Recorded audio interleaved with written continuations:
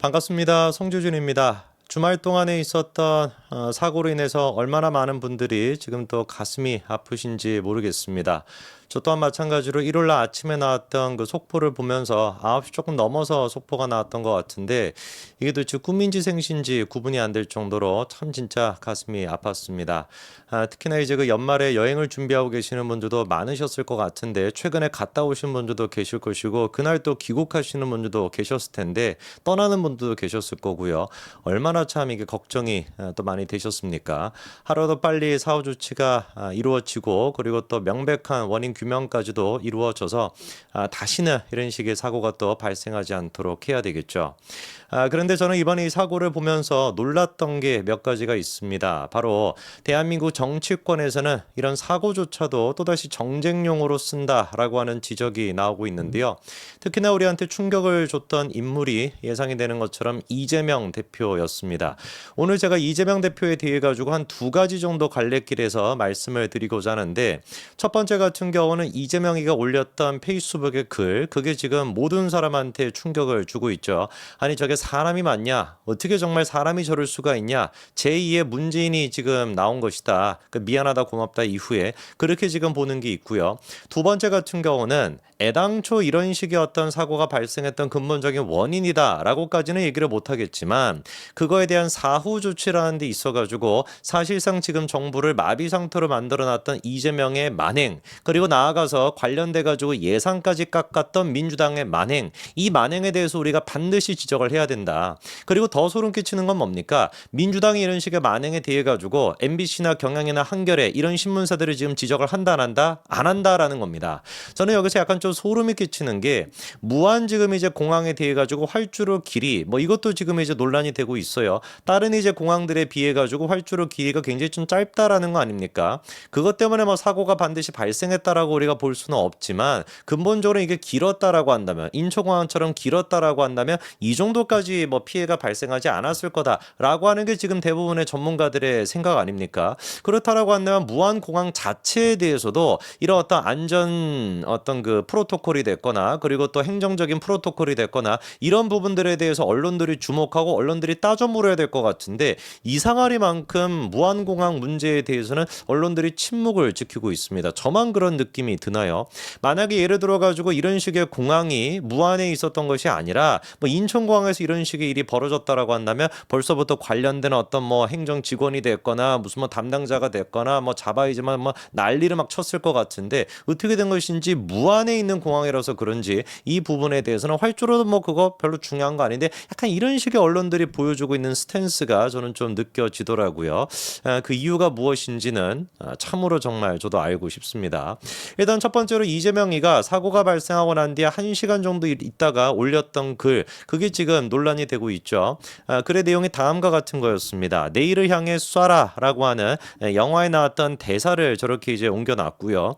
그 다음에 이제 윤한이라고 해가지고 아마 윤석열 대통령과 한덕수 권한대행을 얘기하는 것 같은데 국민을 향해 쏴라 라고 하는 식의 글을 올려놨습니다. 저 글이 올라갔던 시점이 지금 문제가 되는 것인데 저게 지금 10시 7분에 올렸다는 거예요. 사고가 발생한 지 1시간 정도 있다가 올린 글이다라는 겁니다. 이 부분에 대해 가지고 저 같은 사람이 느끼는 거는 이거죠. 아니 일단 글을 올리려면은 핸드폰에다가 핸드폰으로 쓰든지 그게 아니라고 한다면 컴퓨터로 쓰든지 둘 중에 하나 아니겠습니까? 페이스북에 글을 쓰려면 아니 그러면 휴대폰을 켜거나 뭐 저기 컴퓨터를 켜거나 뭐가 됐든지 간에 10시 7분이라고 한다면은 이 사고에 대해 가지고 모르는 사람이 없었던 시기입니다. 온통 지금 막 속보가만 나와가지고 뭐 포털 사이트를 튀어도 뭐 모든 기사가 지금 이걸로 도배가 돼 있던 그런 시기인데 어떻게 그거를 갖다가 다 무시하고 저런 식의 글을 올릴 수가 있었는가? 참으로 평상시에 이재명이가 보여줬던 생명을 제대로 존중하지 않고 정말 그냥 뭐 대충 그냥 정치적인 도구로만 생각하는 그 모습이 적나라하게 보여줬다라고 저는 느끼거든요. 그리고 또 반대로 만약에 저런 식의 글을 이재명이가 아니라 보수 쪽에 있던 정치인이 올렸다라고 한다면 어떻게 됐겠습니까? 벌써 무슨 뭐 집단 린치를 당해가지고 뭐 너덜너덜해지지 않았을까요? 여러분 옛날에 그 기억나시죠? 그렇죠? 뭐 세월호와 관련된 이제 그런 당시에도 컵라면 하나 먹었다. 컵라면 하나 먹었다. 이것 때문에 난리가 났던 게 언론들이 난리를 쳤던 거 다 기억나시지 않습니까? 왜 그런데 지금 한겨레나 MBC나 경향 같은 애들은 이재명의 저 글에 대해 가지고 찌소리도 못하고 있습니까? 찍힐까봐 두려워서 얘기를 못하는 것인가요? 거꾸로 보수 쪽에서 했었으면 난리를 쳤을 법한 언론들이 저 부분에 대해서 입을 닥치고 있다라는 것 자체가 얼마나 지금 그런 식의 언론들이 쓰레기 언론인가를 적나라하게 보여주는 것이죠. 문재인이 같은 경우도 뭐 이때다 싶었는지 또 나와가지고 이상한 또 글을 갖다 올렸죠. 그렇죠? 관련되어서 글 올렸다가 사람들의 반응이 어떻습니까? 한마디로 얘기해서 다물라 이거예요. 제일 추천을 많이 받았던 게 다물어라. 입 다물어라. 세월호 너 그때 뭐 고맙다. 미안하다 고맙다라고 얘기했던 게 문재인 아니냐. 이런 식의 반응이 절대적입니다. 이게 바로 상식적인 국민들의 반응 아니겠습니까? 여기서 그런데 우리가 반드시 주목해야 되는 것이 사후직은 대처를 하기 위해 가지고 최상목 경제부총리가 열심히 지금 이제 하고 있었고 실제로도 그렇게 했습니다. 50분 만에 관련돼 가지고 이제 긴급 재난 이제 그런 어떤 그 협력 그런 것도 이제 꾸리게 되고 여러 가지 이제 그런 것들을 이제 조치를 취했는데 가장 먼저 또 이제 가가지고 현장으로 또 가기도 했었고요. 근데 근본적으로 한계가 있을 수밖에 없어요. 왜? 아니 최상목 경제부총리는 뭡니까? 경제부총리란 말이에요. 기획재정부 장관이었던 사람입니다. 기획재정부 장관이었던 사람이랑 총리였던 한덕수 권한대행이랑 두 사람 중에서 행정부 전체를 이제 이렇게 다룰 수 있는 능력이나 권한은 누구한테 있겠습니까? 당연히 한덕수 권한대행이 훨씬 더 강하고 훨씬 더 유능하게 할 수가 있죠. 그런데 이번에 컨트롤 타워 같은 거를 만드는데 한덕수 권한대행이 할 수 있었다 없었다? 없다. 왜? 탄핵을 시켜놨으니까. 왜 이 부분에 대해 가지고 MBC 경향 한겨레는 지적하지 않습니까? 만약에 이런 식의 탄핵을 국민의힘 쪽에서 했었다라고 한다면 완전히 그냥 발광을 떨지 않았겠어요? 국민의힘이 탄핵을 시켰기 때문에 컨트롤 타워 같은 것들이 지금 제대로 역할을 못한다. 컨트롤 타워가 지금 부재하다. 난리를 쳤도 난리를 쳤을 인간들이 왜 입을 다물고 있습니까? 그리고 또 궁극적으로 이재명이 했던 역대급 만행이 뭡니까? 예산안을 갖다가 다 이번에 깎았잖아요. 예산안을 갖다가 다 깎아가지고 예비비조차도 민주당에서 50%나 삭감을 했습니다. 그때 분명히 12월 2일 날 12월 초입니다. 그때 민주당이 정확하게 뭐라고 했냐? 예비비 50% 삭감해도 재난 대응 문제 없다. 이렇게 얘기했던 게 12월 2일입니다. 왜 한겨레 MBC 경향은 이 지금 얘기에 대해 가지고 하지 않나요? 만약에 국민의힘 쪽에서 예비비를 50% 삭감시켰다라고 한다면 상상해 보십시오. 지금 기사가 어떻게 나오고 있겠습니까? 유가족에 대한 이런 것들은 뭐 쥐뿔 관심도 없이 야 국민의힘이 예비비를 50% 삭감했네. 이거야말로 무슨 뭐 또 특검감이다. 왜 이거 삭감했는지가 알아봐야 된다. 그 돈이 어떻게 갔는지 다 특검해가지고 이거 탄핵시켜야 된다. 그 난리를 치지 않았겠습니까? 정확하게 12월 11일에 예비비가 그래서 50%가 삭감돼가지고 2조 4천억이 됐습니다. 그때도 정부에서 나왔던 얘기가 뭐였냐? 가장 큰 문제는 예비비가 2조 원 넘게나 삭감이 된 것이다. 2조나 삭감이 됐습니다.